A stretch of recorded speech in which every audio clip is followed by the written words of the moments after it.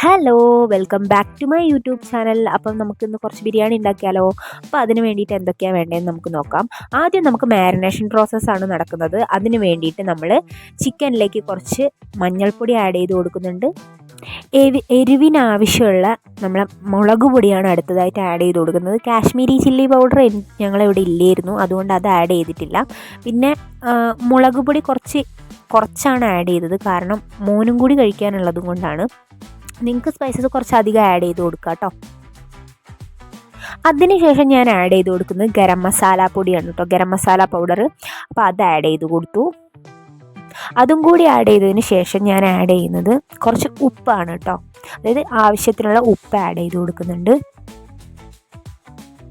ഉപ്പ് ആഡ് ചെയ്തതിന് ശേഷം ഞാൻ ആഡ് ചെയ്യുന്നത് കുറച്ച് തൈരാണ്. തൈര് എന്തിനാന്ന് വെച്ചാൽ നമ്മളെ ചിക്കൻ ഉള്ളിൽ നിന്ന് നല്ല സോഫ്റ്റ് ആയിരിക്കാൻ വേണ്ടിയിട്ടാണ്. അതും കൂടി ആഡ് ചെയ്ത് കൊടുത്തപ്പം ലാസ്റ്റ് ഞാൻ ആഡ് ചെയ്തത് കുറച്ച് ചെറുനാരങ്ങേൻ്റെ നീരാണ്. അങ്ങനെ ചെറുനാരങ്ങേൻ്റെ നീരും കൂടി ആഡ് ചെയ്തതിന് ശേഷം നന്നായിട്ട് അതൊന്ന് മിക്സ് ചെയ്ത് കൊടുത്തു. അങ്ങനെ ഇത് മൊത്തത്തിൽ നന്നായിട്ട് മിക്സ് ചെയ്തു ഒരു അരമണിക്കൂറെങ്കിലും നമ്മൾ മാരിനേറ്റ് ചെയ്യാൻ വെക്കണം. ഞങ്ങളിത് പെട്ടെന്ന് തീരുമാനിച്ചതാണ്, അതുകൊണ്ട് 15 മിനിറ്റ് മാത്രമേ ഞങ്ങൾ വെച്ചിട്ടുള്ളൂ. ആ മസാലയും ഇതൊക്കെ തയ്യാറാക്കുന്ന ആ ഒരു ടൈമിലേ ഞങ്ങൾ വെച്ചിട്ടുള്ളൂ കേട്ടോ. അപ്പോൾ നമ്മളിവിടെ ചിക്കൻ മാരിനേറ്റ് ചെയ്യാൻ വേണ്ടിയിട്ട് വെച്ചിട്ടുണ്ട്. അടുത്തതായിട്ട് നമ്മൾ മസാല തയ്യാറാക്കാനുള്ള കാര്യങ്ങളാണ് ചെയ്യാൻ പോണത്. അതിന് വേണ്ടിയിട്ട് കുറച്ച് പച്ചമുളക്, പിന്നെ കുറച്ച് വെളുത്തുള്ളി, പിന്നെ കുറച്ച് ഇഞ്ചിയും കൂടി ചേർത്തിട്ട് നന്നായിട്ട് നമ്മൾ അരച്ചെടുത്ത് അത് മാറ്റി വെച്ചിട്ടുണ്ട്. പിന്നെ നമ്മൾ ബാക്കിയുള്ള കുറച്ച് കാര്യങ്ങൾ മാറ്റി വെച്ചിട്ടുണ്ട്. കുറച്ച് പുതിന, അതുപോലെ തന്നെ തക്കാളി കട്ട് ചെയ്ത് വെച്ചിട്ടുണ്ട്, പിന്നെ ഉള്ളി കട്ട് ചെയ്ത് വെച്ചിട്ടുണ്ട്. അപ്പോൾ ഇതൊക്കെ നമുക്ക് നമ്മുടെ റൈസിനും അതുപോലെ തന്നെ നമ്മളുടെ മസാലയ്ക്കും കൂടി വേണ്ടിയിട്ടുള്ളതാണ്. അപ്പോൾ മസാല തയ്യാറാക്കാൻ വേണ്ടിയിട്ട് നമ്മളൊരു പാനിലേക്ക് കുറച്ച് സൺഫ്ലവർ ഓയിലാണ് ഒഴിച്ചു കൊടുക്കുന്നത്. അപ്പോൾ സൺഫ്ലവർ ഓയിൽ ഒഴിച്ച് അതൊന്ന് ചൂടായതിന് ശേഷം നമ്മളുടെ ഉള്ളി ആഡ് ചെയ്ത് കൊടുക്കുക കേട്ടോ. കുറച്ച് ഉള്ളിയാണ് ആഡ് ചെയ്ത് കൊടുക്കുന്നത്. കുറച്ച് ഉള്ളി നമുക്ക് റൈസിനും കൂടി വേണ്ടിയിട്ട് ആവശ്യമാണ്. അപ്പോൾ അത് ആഡ് ചെയ്ത് കൊടുത്തു. എന്നിട്ട് അത് നന്നായിട്ട് നമ്മൾ സോട്ട് ചെയ്ത് കൊടുക്കുകയാണ് ചെയ്യുന്നത്. അത് നന്നായിട്ട് സോട്ട് ചെയ്യുമ്പം പെട്ടെന്ന് സോട്ട് ആവാൻ വേണ്ടിയിട്ട് കുറച്ച് ഉപ്പ് കൂടി ആഡ് ചെയ്യുന്നുണ്ട്.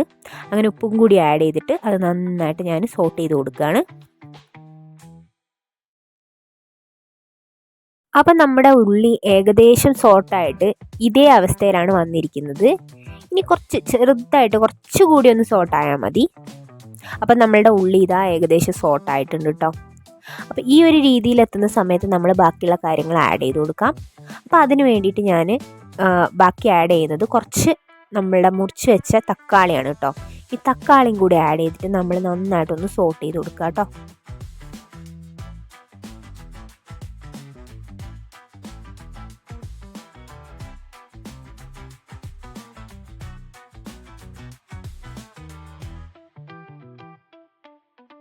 അപ്പോൾ അടുത്തതായിട്ട് നമ്മൾ ആഡ് ചെയ്യാൻ പോകുന്നത് കുറച്ച് കറിവേപ്പിലയാണ്. കറിവേപ്പില ആഡ് ചെയ്തിട്ട് അതും കൂടി ഒന്ന് നന്നായിട്ട് സോട്ട് ചെയ്ത് കൊടുക്കുക.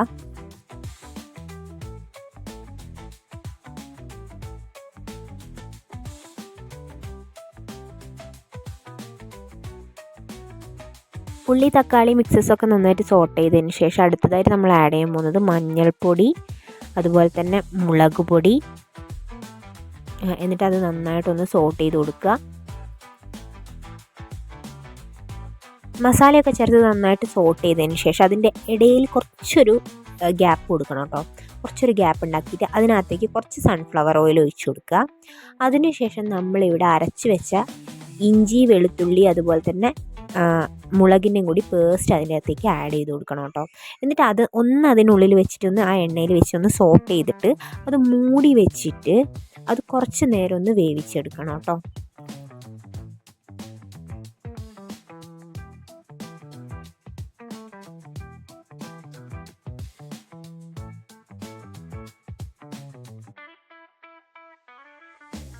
അപ്പോൾ ഒരു 5 മിനിറ്റ് ഇത് മൂടി വെച്ച് ആ ഒരു എണ്ണയിൽ അതൊന്ന് വഴണ്ടതിന് ശേഷം ഉള്ള അവസ്ഥ ഇങ്ങനെയാണ് കേട്ടോ. അപ്പോൾ ഇതാ നമ്മളുടെ ഉള്ളി, വെളുത്തുള്ളി, പച്ചമുളക് പേസ്റ്റ് നന്നായിട്ടൊന്ന് വഴണ്ട് വന്നിട്ടുണ്ട്. ഇനി ഇത് എല്ലാം കൂടി നമുക്ക് എന്ത് ചെയ്യുക, നന്നായിട്ട് മിക്സ് ചെയ്ത് കൊടുക്കുക. അത് നന്നായിട്ട് മിക്സ് ചെയ്തതിന് ശേഷം കുറച്ച് നേരം കൂടി വേവിക്കുക. ആ സമയം കൊണ്ട് നമുക്ക് നമ്മളുടെ പുതിനയിലയില്ലേ അതൊന്ന് അരച്ചെടുക്കാം. അത് അരച്ചെടുത്തിട്ട് അത് ഇൻസ്റ്റൻ്റായിട്ട് തന്നെ അതിനകത്തേക്ക് ആഡ് ചെയ്ത് കൊടുക്കുക. അതെന്തിനാന്ന് വെച്ചാൽ കറുത്ത് പോകും അല്ലാണ്ട് നമ്മൾ അരച്ച് വെച്ച് കഴിഞ്ഞാൽ. അപ്പം അതും കൂടി ആഡ് ചെയ്തിട്ട് അതും കൂടി ഒന്ന് നന്നായിട്ട് മിക്സ് ചെയ്ത് കൊടുക്കുക.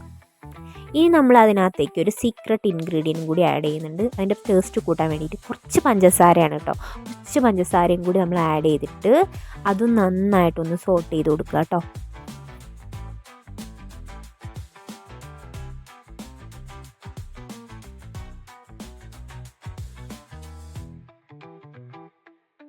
അപ്പോൾ ഗായ്സ് നമ്മളുടെ മസാല ഇവിടെ റെഡി ആയിട്ടുണ്ട്. ഇനി ഈ മസാല നമുക്ക് അങ്ങോട്ട് മാറ്റി വെക്കാം കേട്ടോ.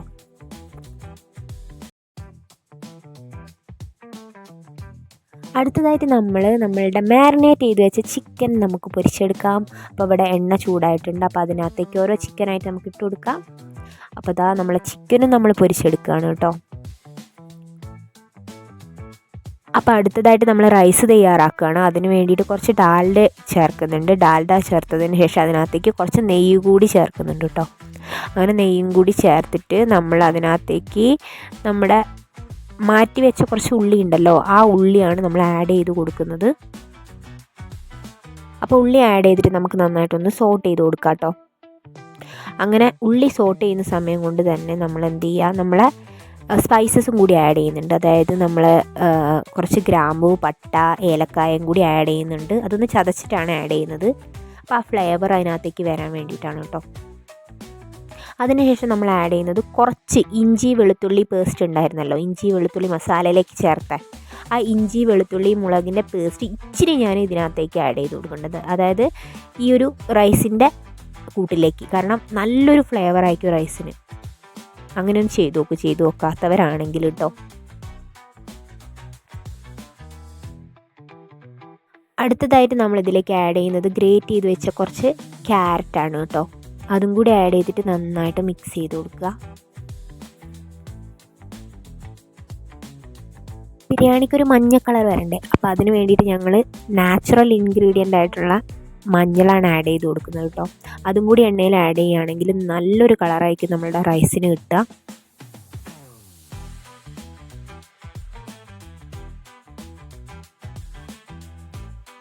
അപ്പോൾ ലാസ്റ്റ് ഇട്ട ചിക്കനും കൂടി ഇവിടെ റെഡി ആയിട്ടുണ്ട് കേട്ടോ. അപ്പോൾ അതും കൂടി നമ്മളിതാ കോരി മാറ്റുകയാണ്. അപ്പോൾ അടുത്തതായിട്ട് നമ്മൾ ആഡ് ചെയ്യാൻ പോകുന്നത് റൈസാണ് കേട്ടോ. അപ്പോൾ റൈസും കൂടി ആഡ് ചെയ്യാണ്. അപ്പോൾ ഇതിൽ ആഡ് ചെയ്ത അരിയും അതുപോലെ തന്നെ നമ്മളുടെ ഉള്ളി മിക്സും എല്ലാം കൂടി സ്പൈസസും കൂടി നന്നായിട്ടൊന്ന് മിക്സ് ചെയ്ത് കൊടുക്കുക. ആ എണ്ണയിൽ അരി ഒന്ന് വഴണ്ടി വരണം. അപ്പോൾ അതിന് ശേഷം നമ്മൾ എന്ത് ചെയ്യുക, അതിനകത്തേക്ക് നമ്മൾ അളവെടുത്ത് വെച്ച വെള്ളം ഒന്ന് ആഡ് ചെയ്ത് കൊടുക്കുക. വെള്ളം ആഡ് ചെയ്തതിന് ശേഷമാണ് മേലേക്ക് ഇങ്ങനെ ആ ഡാൽഡേൻ്റെ ഒക്കെ പൊന്തി വന്നിട്ടുണ്ടായിരുന്നു. അപ്പോൾ ഞാൻ വിചാരിച്ചത് എന്താ സംഭവം എന്നിട്ടോ. അപ്പോഴാണ് മനസ്സിലായത് തീ ഓഫായി പോയിട്ടുണ്ട് എന്നുള്ളത്. അത് പിന്നെ ഓണാക്കി കൊടുക്കുകയാണ് കേട്ടോ ചെയ്തത്. പിന്നെ ഇതിലേക്ക് ഞാൻ ആഡ് ചെയ്തത് കുറച്ച് നാരങ്ങാ നീരാണ് കേട്ടോ. നാരങ്ങാ നീരും കൂടി ആഡ് ചെയ്ത് അതിലേക്കുള്ള ഉപ്പും കൂടി ആഡ് ചെയ്തു. എന്നിട്ട് നന്നായിട്ട് മിക്സ് ചെയ്തിട്ട് ഒരു വിസിലിന് അടച്ച് വെച്ച് കുക്ക് ചെയ്തു കേട്ടോ. അപ്പോൾ ഗൈസ് ഫൈനലി നമ്മളുടെ ബിരിയാണി ഇവിടെ റെഡി ആയിട്ടുണ്ട് കേട്ടോ. അപ്പോൾ ഇതിലേക്ക് ആവശ്യമുള്ള പിന്നെ മുന്തിരിയും അതുപോലെ കശുവണ്ടിയും ഒക്കെ ഞാൻ പിന്നെ ആഡ് ചെയ്തതാണ്. അതെനിക്ക് വീഡിയോ എടുക്കാൻ മറന്നുപോയി.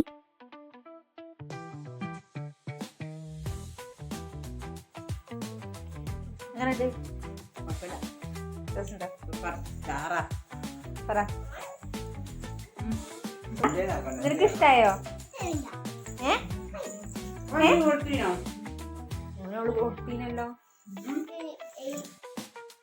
അപ്പോൾ ഇന്നത്തെ വീഡിയോ ഇത്രയേ ഉള്ളൂ. ഇന്നത്തെ വീഡിയോ നിങ്ങൾക്ക് ഇഷ്ടപ്പെട്ടിട്ടുണ്ടെങ്കിൽ ഒന്ന് ലൈക്ക് ചെയ്യുക, അതുപോലെ തന്നെ ഷെയർ ചെയ്യുക, സബ്സ്ക്രൈബ് ചെയ്യുക.